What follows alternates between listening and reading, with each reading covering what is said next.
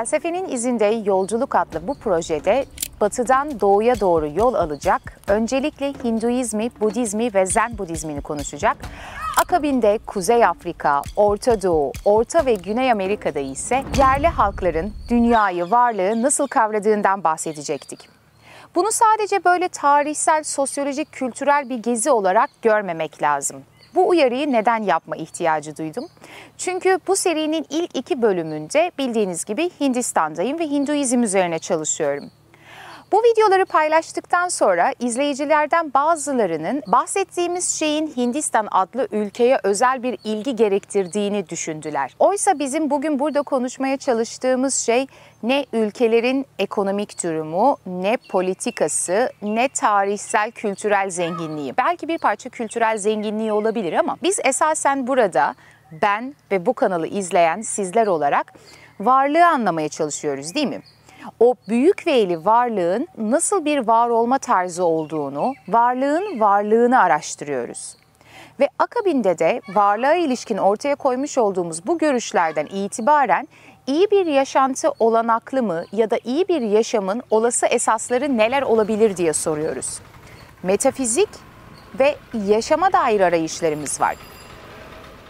Elbette bu arayışlara Batı felsefesi içerisinde kalarak da yanıt verebilirsiniz ki benim de senelerdir yaptığım şey buydu. Öncelikle Sokrates öncesi düşünürlerden bahsetmiş, sonrasında Spinoza'dan, Descartes'tan, Kant'tan, Hegel'den bahsederek 1960'lara kadar varmıştık. Peki Batı felsefesi neyime yetmedi de bugün yaklaşık 40 kadar gündür Hindistan'dayım? Aslına bakarsanız bu yetme yetmeme meselesi değil mi? Felsefe bir nevi olanakları araştırma programı olarak da görülebilir. Her defasında ortada eğer bir soru varsa o soruyu ortadan kaldırmaya ve yanıta yaklaşmaya yönelik bir adım daha ileri atmaya çalışırız. Ve Batı felsefesi içerisinde şekillenen biri materyalist, diğeri idealist diyelim. Bu iki temel varlık kavrayışını aşan başka bir olanaklı görüş mümkün olabilir mi diye düşündüm. Eğer ki materyalistsek de, idealistsek de her iki grubun da kendisi içerisinde çözüme ulaştıramadığı bazı sorular varsa, mesela buna bilinç diyelim şimdilik, böylesi problemlerimizi aşma konusunda dünya üzerindeki farklı felsefeler, farklı varlık ve yaşam pratikleri nasıl yardımcı olabilir? Çünkü bazen yanıtı bulamıyor olmamızın tek sebebi soruyu yeterince iyi sormuyor oluşumuz olabilir. Ya da yamuk bakmayı deneyebiliriz. İşte ben de Hindistan'da Hinduizmle birlikte aynı gerçekliğe, aynı varlığa yamuk bakmaya çalışıyorum. Tekrar ve tekrar düşünmek, yanıtlarımı geliştirmek için.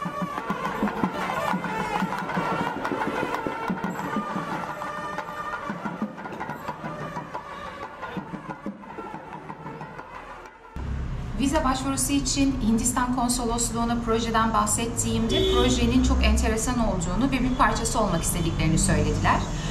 Bu yüzden bana görüşmem için bazı Hindu din adamları ayarlayacaklarını söylemiştiler.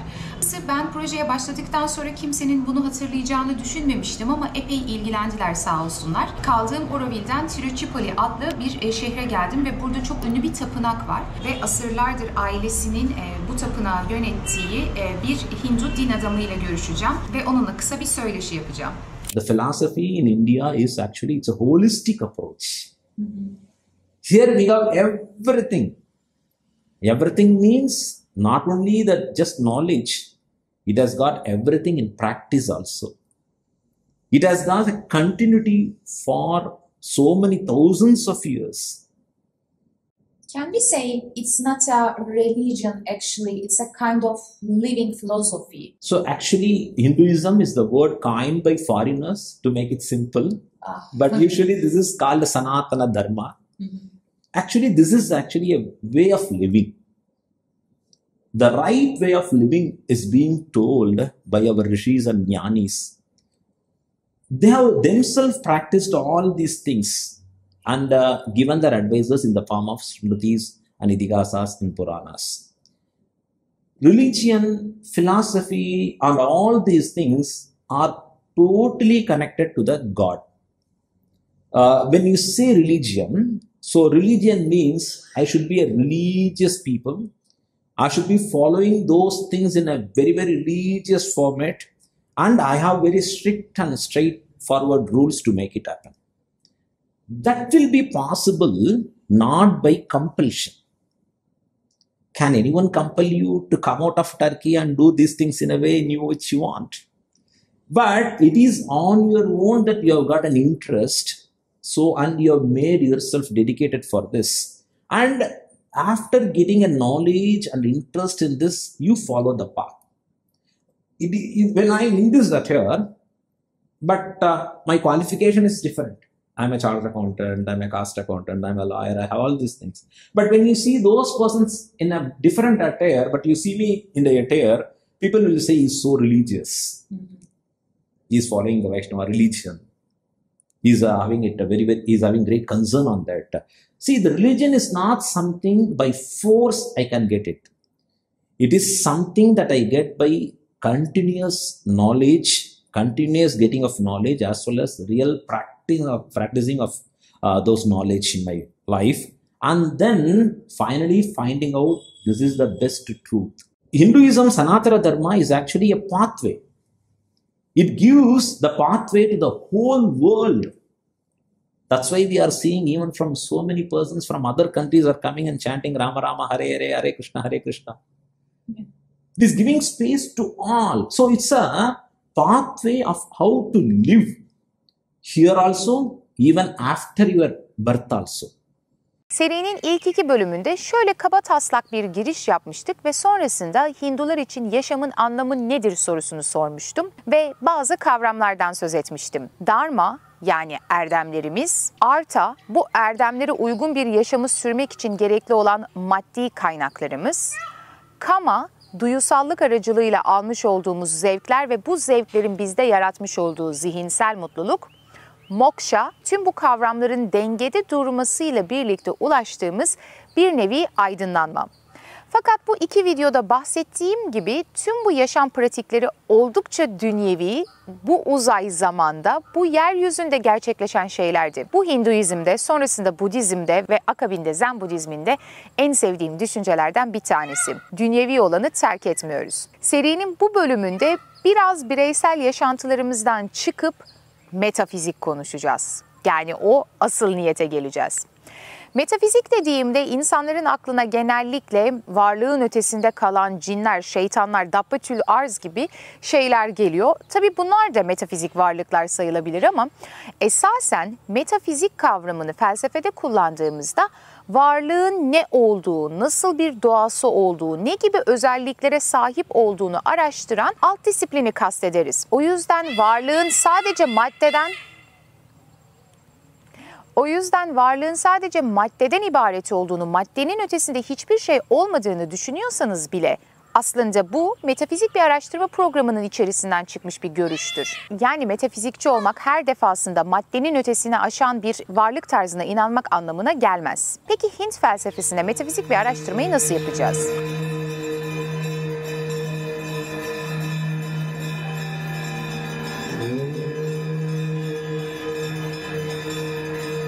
Daha önceki bölümlerde hatırlarsanız şöyle bir şeyden söz etmiştim.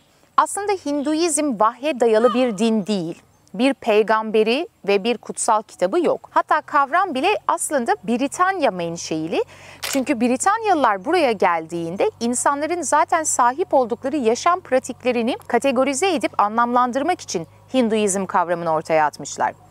İyi de kutsal kitap yoksa, peygamber yoksa, bir kurucusu yoksa, herhangi bir yerde başlamamışsa, kutsal metinler yoksa nasıl olacak da biz bu felsefeyi, bu metafiziği, varlık ve tanrı kavrayışlarını anlayacağız? İşte bu noktada bize yardımcı olabilecek Hint felsefesinin temel metinlerinden bahsetmemiz gerekiyor. Bu metinlerden konu itibariyle en önemli gibi gözükeni bence Vedalar. Vedas generally specific rules. For example, Satyam Vada, Dharmam Chara. Simple words. Very so simple, Veda says. Do this. Only tell Satyam. Follow the path of Dharma. But Veda will not explain what is Satyam. What is Dharma? Veda, İngilizce'deki knowledge kelimesine, yani Türkçe'de bilgi kelimesine karşılık geliyor. Ama normal şartlarda bu bilgiye ben Hindistan'a gelmeden önce sahipken buraya geldikten sonra bilgi ile kastedilen şeyin biraz daha farklı olduğunu birkaç kez deneyimledim. What is the difference between that you see between this Western and Eastern philosophy? First of all, we are proud to be in Bharat Desha. We means including you also. So here, this Bharat Desha is quite unique in all forms. It has got its tremendous treasure, not in the physical form, but also in a spiritual form. It is a place, it is a birthplace of all the greatest knowledge. It is a living abode of all the greatest treasures. It is going to be a continuous abode of the real worth of the whole world. Because we have never seen anybody from Bharat Desha going out in search of something from Bharat to somebody's place. But real history is very clear about everybody invading Bharat Desha. It proves we are quite having the most greatest treasure in the world. Not in the form of gold, just not in the form of gold, just not in the form of cultures, just not in the form of knowledge, but in all forms we had. So even in architecture, even in advanced level of science, even in advanced level of this mathematics, even in advanced level of the how to treat medicinal things. So everything in Bharat Desha is quite advanced. So as a person who is more inclined towards our own culture, the tradition, and also have seen others' culture through the words of some most prominent people like Vivekananda. All these great scholars have pondered more into the Western philosophies. But we are more focused to our own philosophy, with which it is quite very vast. The philosophy, whatever has been explained in Bharata Desha, it has got its roots from the Vedas. Rig, Yajur, Shama, Atharvana is the Veda. Veda means Vedayati iti Vedaha. It tells you something which you can't get from anywhere else. It is actually giving knowledge about the thing which you can't get from anywhere else. That is the greatness of Veda, but it tells only the truth. Even greatest scientists have acknowledged that Veda is the most ancient textbook of the world. The whole world is actually proud of these Vedas. And we consider the Vedas as very Nityam. Nityam means it's ever existing. So it's ever existence along with the God. So Veda is called as Shruti. Shruti means when a guru gets that Veda into his mind, he just incorporates the Vedas to the minds of the students, not just stored in some system, computer or books or something else. It is just transferred from one mind to another brain. There is a greatness of Veda through just listening. So it is still predominant, it is still alive, it is still in the form of everybody's brain. In their brain, there is a very clear-cut part of Veda is stored now. That's why even after thousands of years, Veda is being carried forward, truth is being spread to all over the world. The Veda is the base, it serves certain things. For example, Vedas gives the rules how we should live.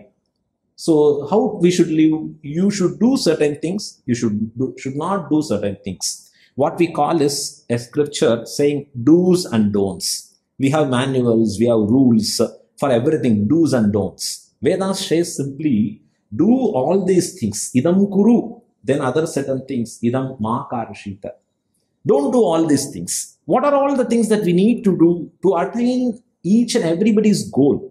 Veda never says that only this should be the goal. You could have any goal in your life. We are proud of anybody having their own choice, and we don't force anyone. We let them grow in their own level.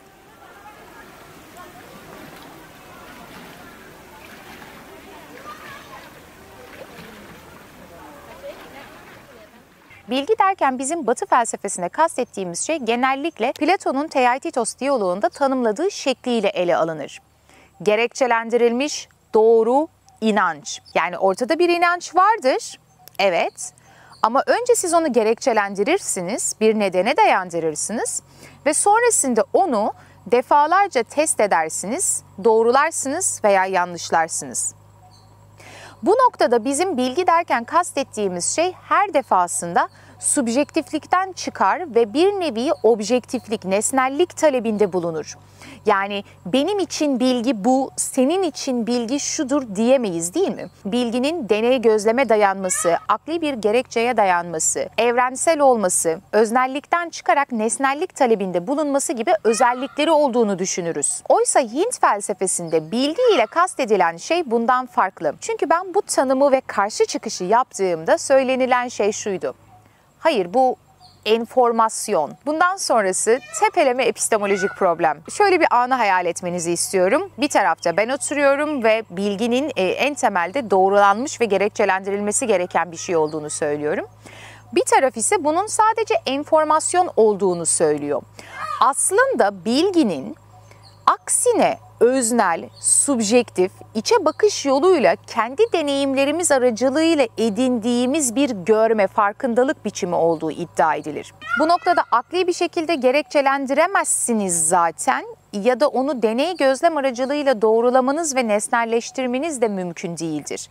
Bir taraf tıpkı o antik Yunan filozoflarının yaptığı gibi adım atarlar, doğaya ve dünyaya bakarlar ve karşılarındaki dünyayı ona bakarak, onu düşünerek, onu parçalarına ayırarak çözümlemeye çalışırlar.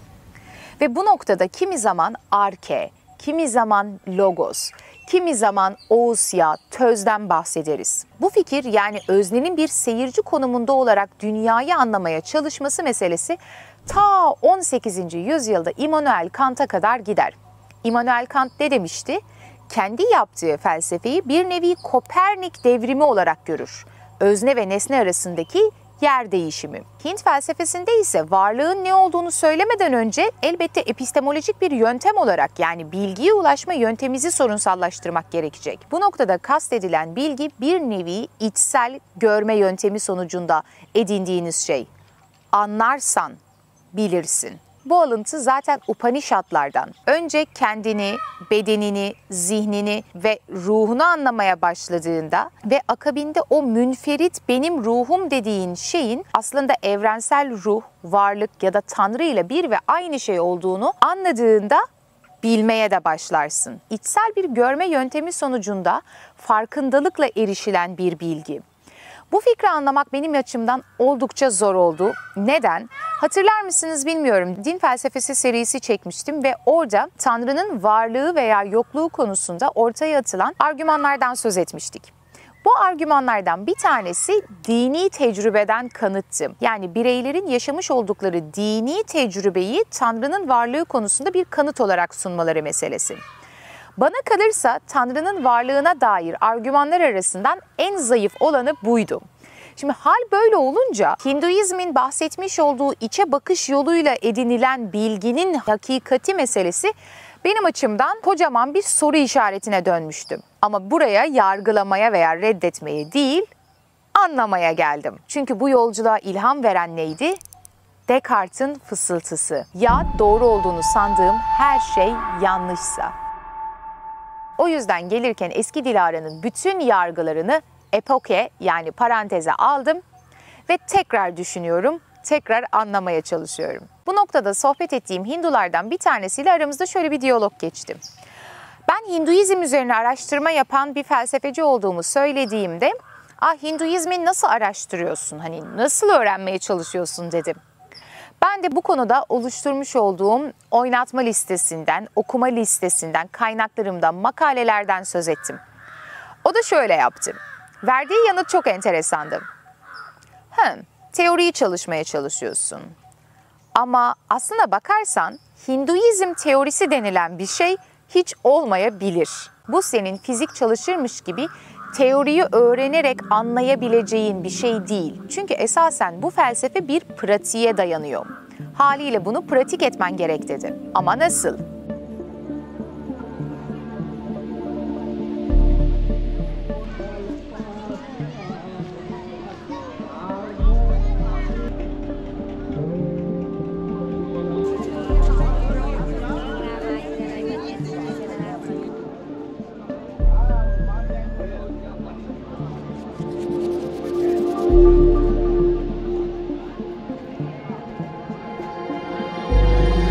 tam da bu noktada belki diğer dinlerden oldukça farklı bir özelliğiyle karşılaşıyoruz Hinduizmin. Ciddi bir pratik kanadı var.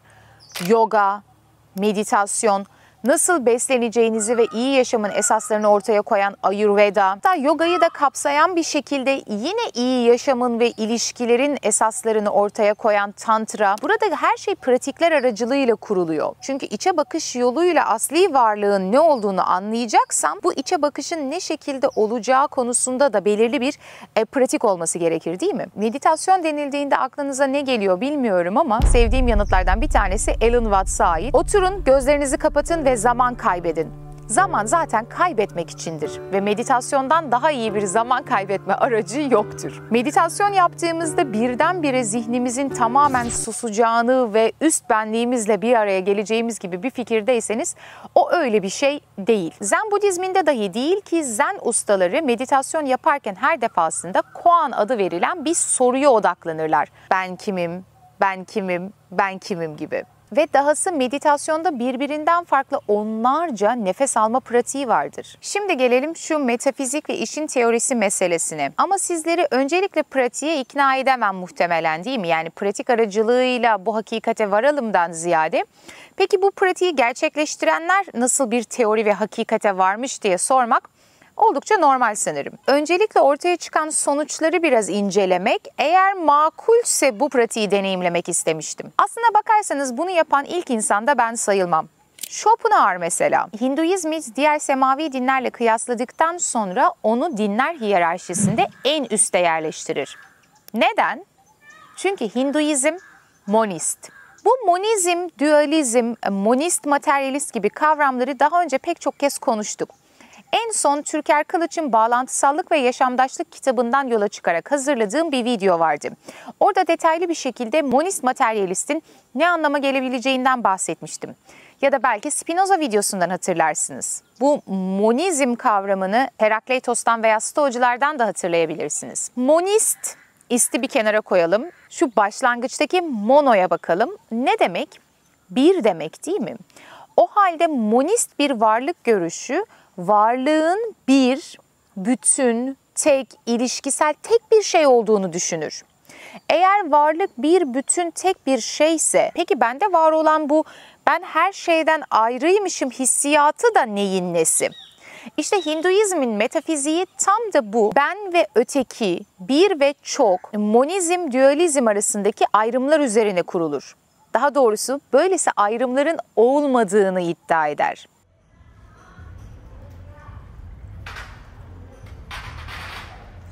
Understand Brahman concept. A person who is having a real knowledge gets into a deeper thing of what is more than this? Why my anubhavams or why my pleasures are limited? Can't I find something, a big pleasure one? Something going to be a ever pleasure one? Something that's going to be continuous one? See, you have to, for enjoying the pleasures in the world, you have two limitations. One is the pleasures are themselves limited and they are actually not a continuous one. It is actually followed by some kind of dukkham or sorrow. If you enjoy some pleasure, then second thing is sorrow comes. If I eat sweet, then sugar comes. If I get into about something else, then naturally I get into the streamline of next level of sorrow also. Then only I will get another joy. But a really inquisitive person, really a person who is willing to get more out of this, is getting deeper knowledge of, is studying something deeper, where is the real pleasure is. That pleasure should be a continuous one. That pleasure should be forever. It should be abundant. I want a pleasure which is quite abundant, and I want that to be a continuous one. Continuous enjoyment should happen. Then there comes the concept of Brahman. Athato Brahma Jignasa. Ataha Brahma Jignasa. Atha means after. Ataha means because. Brahma Jignasa means he is inquisitive. He is actually willing to learn about the Brahma. Why he is willing to learn? Because he is actually quite very much dissatisfied with the limited pressures that he is enjoying in this world. He is thinking quite deeper. And because of the pleasures in the world as limited, he is trying to search for more, and there comes the Brahman. There comes the God. Then he has to find out who is the God. Is he really a God? Is there a God really? Then where he is? How he is actually? What kind of qualities he have? Is he a truthful one? Or something that whatever we have just on our Kalpana Shakti, we have created that godlike picture. So when he ponders deep into the Veda and Vedanta, then he gets a great understanding about the God, real God. God is the one who creates. So Shastram makes it very clear who is God. First, what is the quality of God? Who could be called as God? Then, how can you find a God? Or how can you prove a God? Third thing, what are all the qualities of the God? Fourth thing, what is the need for a God? Fifth thing, what kind of phal or the fruit the God will give to me? So all these things are questions about God. So our Shastram very clearly says, God is one who is actually G-O-D. G-O-D means, G means generator, O means operator, D means destroyer. So here the Shastram says, Yatova ima nibhuta nijayante, ye najata nijivanti, yat prayantya vishanti. So these words could be coined in these three terms, G-O-D. From whom the whole universe has come out, because of whom there was a creation has happened. First, one who is the creator. That's why we call him as a generator, creator. So this is the quality of a God. A person need to be called as a God means something, a person or something. You have to say it as a God means first you should possess all these three qualities. Not with somebody else. One quality with one, another quality with someone. No, all these three should be with one person. That person is called as a God. Okay, where could I find a God? Can I work out with some kind of logical arguments that we call as tarkam, reasoning? For example, when I'm here in this room, in this building, I think that there should be somebody who would have constructed this room. Construction should have happened. Otherwise, I can't stay here. So, somebody has constructed this. Or when some beautiful universes exist, then somebody should have constructed. Like this logical reasoning also, you could go and conclude a God, but that will not be a proper conclusion. Why? Because you can't find out more about the God. So, our Vedantam says very clearly, when you want to find about the God, only one resource is there, only one source is there, that is Shastrayonitvat. Only through Shastram, only through Veda, you could find out the Brahman. We are all part of Brahman. That Brahman is defined in very, very different words, very, very unique concepts. Because if I am a person who is getting something well in a particular field, for example, in chartered accountancy, if I am getting some proficiency in that, then the whole professional persons will give me so many different names. See, he is a tax guru. See, he is this kind of master. When I am getting qualified in some other fields also, in law also, if I am getting qualified, then I get a prize of so many other persons also in that legal field. If you see, God is one who has been prized by all in various fields. Bu noktada biraz kafanız karışmış olabilir ve şunu düşünüyor olabilirsiniz. Nasıl monist olabilir ki? Yani Hinduizm dediğimizde aslında biz çok tanrılı bir dinden söz etmez miyiz? Brahman var, Vishnu var, Krishna var, Shiva var, Indra var ki Indra benim favori Hindu tanrılarımdan bir tanesi. Birden fazla tanrının olduğu bir din nasıl monist olabilir diye düşünebilirsiniz. Aslına bakarsanız bu noktada biraz kendi yorumlarımı da ortaya koyacağım ama her defasında Upanishadlara referans vereceğim. Brahman yaratıcı tanrı, Vishnu yürütücü ve düzenleyici tanrı, Shiva yıkım ve yaratımın tanrısı ama bu ayrımlar daha ziyade metaforik ayrımlar. Tek bir varlığın ki bu varlık tanrısal da bir şey zaten Onun farklı yüzleri, veçeleri bunlar. Burada yıkım ve yaratım var ve Shiva aracılığıyla imgeleşiyor. Burada kendi kendisine ilkesini veren, onu sürdüren, onu yürüten bir şey var. Vishnu aracılığıyla imgeleşiyor. Ve burada varlığın var olmasının ana nedeni olarak, hatta varlığın kendisi olarak Brahman var. Ama dediğim gibi her biri bir, tek, bütün, aynı olan varlığın yüzleri.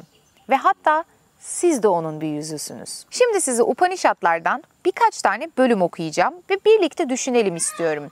Batı felsefesinden öğrendiklerimizi göz ardı etmeden. Katha Upanishad, benin, parantez içinde bu bene, bu bendeki, bu bireysel ruhum dediğimiz şeye atman diyoruz.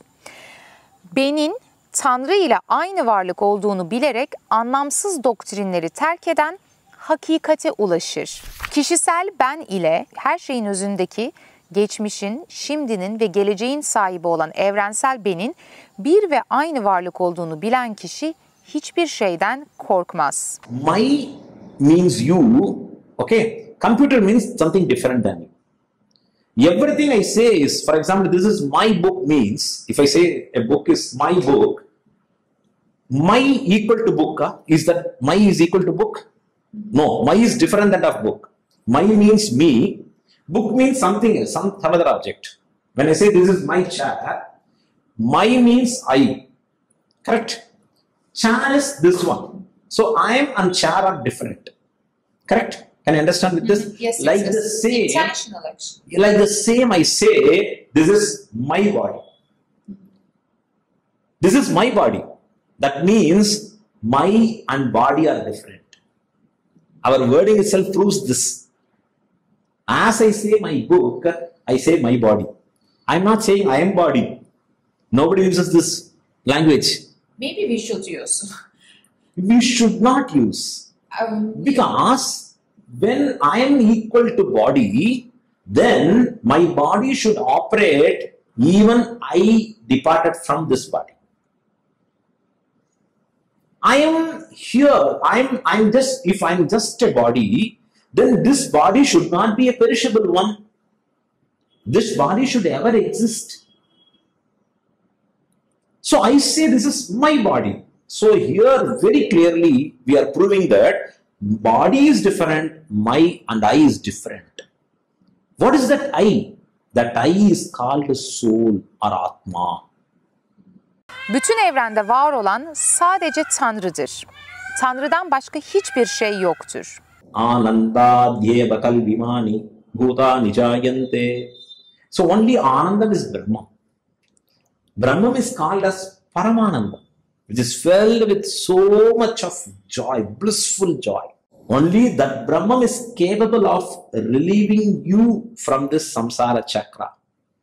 What is samsara chakra? It's nothing but getting into the birth, rebirth, birth, rebirth. So when getting into this, then it is called samsara chakra.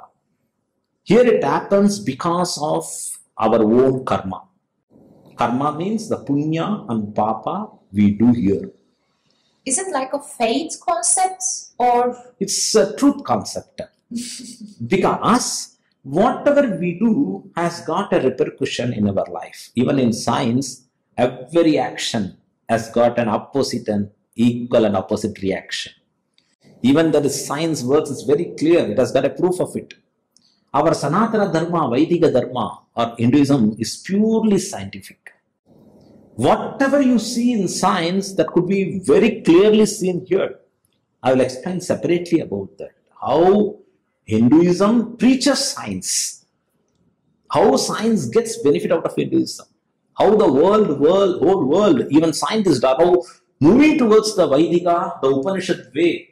So if I want to reach the Brahman, the Parabrahman, a abode of joyfulness, blissfulness, everything, the place of Brahman, when I want to reach, I have to leave this samsara.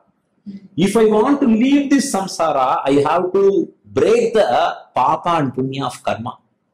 Evreni tek bir gerçek olarak görmeyen, çeşit çeşit gören kişi ilelebet ölümden ölüme gider ki bu da bizi reenkarnasyon öğretisine getiriyor. Yani evrendeki her şeyin bir olduğunu düşünmezseniz, çeşit çeşit olduğunu, farklı farklı birbirinden bağımsız ruhların, bireyselliklerimiz olduğunu düşünürseniz hala o yanılsamayı sürdürdüğünüz için tekrar bireyselliğinizin içerisine doğarsınız. Ta ki birin hakikatini kavrayana dek. Her şeyin özünde gizli olan bir tanrı olduğu fikri, değil mi? Hayvanların, nesnelerin, insanların, her birimizin içerisinde bir tanrı parçası varmış gibi düşünmekten ziyade bunu şöyle bir sıvı metaforuyla anlatacağım. Bir kavanoz, bir tencerenin içerisinde sıvı bir şey olduğunu düşünün. Su diyebilirsiniz buna, su diyelim hatta. Suyu kaynatıyorsunuz. Esasen su bir bütün, tek bir şey değil mi? Ama su kaynamaya başladığında onun üzerinden fokurdamaya başlar. Suyun üstünden parça parça baloncuklar çıkar. Sanki o baloncuklar suyun kendisinden farklı bir şeymiş gibi sivrilir, görünür ve aşağı tekrar düşer. Sivrilir, görülür ve tekrar düşer. Bu noktada Hinduizm'deki asli varlığı, Brahman'ı ya da konu itibariyle Tanrı diyelim, böyle düşünüyorum. O kozmik bir enerji, sonsuz bir enerji ve o enerji başlangıçta saf bir düşünme olduğu için, bu kısmı da oldukça Aristotelesçi, bir noktadan sonra kendisini deneyimlemek istiyor ya da çok olmayı düşünüyor. Bu satır da Upanishadlarda geçer. Ve bakıldığında o fokurdayan su baloncukları farklı ayrı şeylermiş gibi, bireyselliklerimizmiş gibi gözükse de aslında özünde kendi kendisini deneyimleyen Tanrı'dan başka bir şey değiliz. Çünkü Katha Upanishad'da da şöyle deniliyor zaten. O kendisini hayat olarak tezahür ettirir. Yani şu an içerisinde bulunduğumuz yaşam, Tanrı'nın kendisini tezahür ettirmesinin sonsuz olanaklarından sadece bir tanesi. İşa Upanishad'da çok sevdiğim bir bölüm var. Çünkü dünyevilik konusunda ilgi çekici olduğunu düşünüyorum. Dünyadaki hayat ile ruh alemindeki hayat birbirine zıt şeyler değildir. Çalışma hayatı Tanrı bilgisine zıt bir yaşantı değildir. Atman Tanrı'nın kendisidir ve Tanrı her şeydir. Bu kısım semavi dinlerden radikal bir biçimde ayrıldığımız kısım. Yani yeryüzündeki yaşantının geçici olduğu, önemsiz olduğu, esas olanın ölümden sonraki sonsuz yaşam olduğu ve o kısma hazırlanmamız gerektiği gibi bir fikir vardı. Ama eğer ben kendi kendisini deneyimleyen Tanrı'ysam ve zaten aslında her şey bir bütünse, tek bir şey varsa ve ben de o Tanrı'nın sonsuz veçhelerinden bir tanesiysem, şu anda yaşadığım materyal dünyadaki hayat da aslında bu Tanrı'nın kendisini deneyimleme, o sonsuz olanaklardan sadece bir tanesi. Biz şu an bu aşamada maddi bir varlık olarak maddi bir evreni deneyimliyormuşuz gibi düşünmek lazım.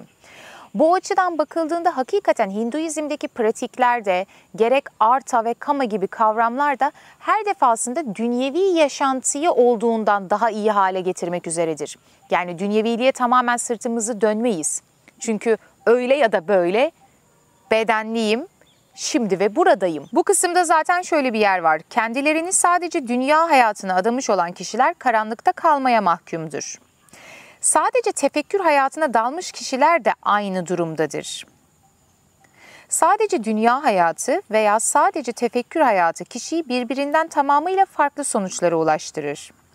Yani ne dünya hayatı tamamen haz ve zevklerinizin peşinden koşacaksınız ne de sadece tefekkür edeceksiniz. Çünkü aslına bakarsanız sadece tefekkür ettiğiniz ve dünya hayatına tamamen sırtınızı döndüğünüz bir kısım sizin deneyimlemek üzere sahip olduğunuz bu süreyi elinizden kaçırmanıza eşdeğerdir. Alan Watts da her defasında Hinduizmi anlatırken şey der zaten. Esas olan süreçtir. Buradaki Tanrı kavrayışını ya da varlık kavrayışını, ki bence bu bir Tanrı olmaktan ziyade metafizik bir konsept, tıpkı Spinoza'daki gibi, tıpkı Aristoteles'teki gibi, tıpkı Anaximandros'un Apeiron'u gibi belirli bir niyet ve plana bağlı olarak varlığı, insanı, hayatı, dünyayı yaratmıyor. Bu zaten onun doğasına içkin bir şey olduğu için kendisini yaşam olarak tezahür ediyor. Ondan taşıyor, ondan fışkırıyor gibi düşünmek gerekiyor burada. Ve eğer varlığımı aşan aşkın bir yaratıcı, İslamiyet'teki Allah gibi bir yaratıcıdan söz etmiyorsam, doğal olarak bu varlığın, hayatın anlamı da, nedeni de kendisine içkin demektir. onu ne başlangıcından, yaratılışından ne de sonunda varacağı yerden itibaren kavrayamam. Esas olan süreçtir derken kastedilen buydu. Ki zaten Hinduizm'deki zaman kavrayışı da bunun tam olarak yansımasıdır. Hinduizm'de zaman lineer bir şekilde başlayıp ilerleyip bitmez. Döngüseldir. Ne demiştik? Yıkım ve yaratımın tanrısı Shiva vardı. Her defasında yaratılan, yıkılan, tekrar yaratılan, tekrar yıkılan bir evren anlayışı var. Hatta Watts'ın söylediğine göre Hindu kozmolojisinde 4 milyar küsurat bir senede bir gerçekleşiyor bu evrenin yıkımı ve yaratımı.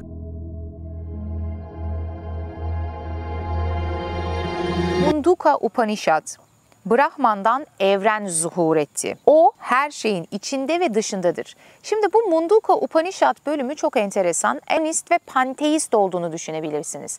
Yani evrenin, kozmosun kendisi, varlığın kendisi ne görüyorsak tanrısaldır dedik gibi bir şey oldu. Ama bu kısımda hemen bir parantez açmamız lazım ki bence bu kısım tasavvufu anlamak açısından da önemli. Her ne kadar Sufizm üzerine uzman olmasam da yine de şunu söylemek doğru geliyor. Türkiye'de özellikle benim rastladığım şey insanların panteizm ve panenteizm arasındaki ayrımı bilmemesi sebebiyle genellikle Tanrı evrendir, evren Tanrı'nın kendisidir denildiğinde panteist olarak etiketliyor olması. Fakat bakın ne diyor? Brahman'dan evren zuhur ediyor. Yani Brahman sadece evrenle sınırlı olan bir şey değil. O her şeyin içinde ve dışında. Bu kısım panteist olmaktan ziyade panenteist. Panenteizmi bir grafik haline getirseydik ekrandaki gibi getirirdik. Yani evren de tanrısal ama Tanrı sadece evrenle sınırlı değil. Bir nevi matematikteki alt kümeler gibi düşünebiliriz. O halde önce Hinduizm'de sonrasında da Budizm'de anlamamız gereken en temel bir şey var. İkiliğin olmadığı, yani dualizmin bir yanılsama olduğu meselesi. Bu noktada davet edildiğiniz metafizik kavrayış her şeyin bir, bütün, organik, ilişkisel bir varlık olduğu ve sizin de onun ötesinde, berisinde, dışında değil, bireysellik dediğiniz, bilinç dediğiniz, ben dediğiniz şeyin aslında bir yanılsama olduğu meselesi. Ve bu farkındalığa erişmek suretiyle yaşama dair, iyi yaşama dair esasları ortaya koymak. Çünkü böyle bakarsanız işin hukukundan etiğine, kozmolojisinden yeme içme pratiklerine her şey değişir. Irmaklar denizlere ulaştığında nasıl isim ve şekillerini kaybederse bilge kişiler de Tanrı'ya ulaştıkları zaman isim ve şekillerini kaybeder. Yani o Tanrı varlık Brahman dediğim şey bireysellerimiz olarak ruhlar atman olarak kendini tezahür ediyor ama en kökende bir ve aynı şey ırmak ve deniz arasındaki ilişki gibi görmek lazım bunu. Sonuçta o ırmaklarda bir şekilde o denizle birleşiyorlar değil mi? Bu yüzden zaten Upanishadlarda şöyle söyleniyor. Beden, gerçek ben, Atmanın fiziki kılıfıdır. Evrenin yaratımından önce Tanrı tezahür etmemiş olarak mevcuttu. Kendisinden kendisini yarattı. Bundan dolayı ona kendiliğinden mevcut adı verildi. Muazzam derecede Spinozacı geliyor bir yerden kulağa. Yani Spinoza'ya ben daha çok panteist diyordum ama panenteist de diyebiliriz. O kısım biraz benim için bulanık. Upanishadları okuduğumda her defasında Spinoza, Leibniz ve Herakleitos arasında bir yerlerde gidip geliyorum. Herakleitos nereden çıktı derseniz şu paragrafa bakın. Gerçek hiçbir zaman yok olmayandır. Evrende olan her şey alev alev yanan bir ateşin uçuşan kıvılcımları gibi hiçbir zaman yok olmayan varlıktan zuhur eder ve sonrasında bu varlığa geri dönerler. Ateş, belirli ölçüyle yanan, belirli ölçüyle sönen her şey ateştir ve ateşe geri döner. Sanki paragrafı Herakleitos yazmış gibi. Bu noktada şöyle bir yere geliyoruz. Ben Atmanım, ben ölümsüz hayatım, ben bu dünyanın üstüne çıktım. Ben bu dünyayım ve bu farkındalıkla birlikte, böylesi bir metafizik kavrayışla birlikte bedeni yeniden ele alıyorlar ve beden zaten Atmanın fiziki bir kılıfı haline geliyor. Yani o yüzden tam da Patanjali'nin dediği gibi beden aracılığıyla zihni susturmak ve hakikatin bilgisine erişmek belki de. Günün sonunda ben bedenli varlığımla şimdi ve buradayım. Ve ben dediğim şey, o ben bilinci, o Atman, ister buna ruh deyin, ister öz deyin, ister bilinç deyin, o tek bir varlık olan o hakikatin kendisi de aslında sadece oyun oynamak isteyen bir varlık gibi kendi kendisini deneyimlemek için kurmuş olduğu bir saklambaç aslında bu. Ama Tanrı, yani siz o kadar iyi bir oyuncusunuz ki oynamakta olduğunuz oyunun oyun olduğunu unuttunuz. İşte Hinduizm'deki tüm pratikler bu oynamakta olduğunuz oyunun bir oyun olduğunu hatırlatır. Ve Hindu din adamıyla yaptığım konuşmada da olduğu gibi sürekli joy, eğlence, sevinçten söz edilir. Çünkü esasen tüm bu varlığın bir yere doğru gittiği nihai bir amaç, bir tasarı yok. Esas olan süreçse, esas olan oyunun kendisi ise işler Herakleitos'un da söylediği gibi o dama oynayan çocuğa döner. Bu noktada oyun kavramını birazcık değiştirip dilarasal bir yorumla dansla değiştirmek istiyorum. Dans ettiğinizi düşünün. Dans ederken dansın sonuna gitmeye çalışmazsınız değil mi? Bir an önce bütün figürleri yapayım da sonuna gideyim demezsiniz. Dansın başı veya sonu önemli değildir. Esas olan süreçtir. Sürecin kendisi zaten kendisinde oldukça anlamlıdır. Önemli olan o dans deneyiminin kendisidir aslında. Yaşamı da işte böyle bir dans gibi düşünebilir miyiz? Shiva demiştim, yıkım ve yaratımın tanrısı. Aynı zamanda kozmik dansçı olarak da bilinir. Yaşamı dans etmek gibi düşünebilir miyiz?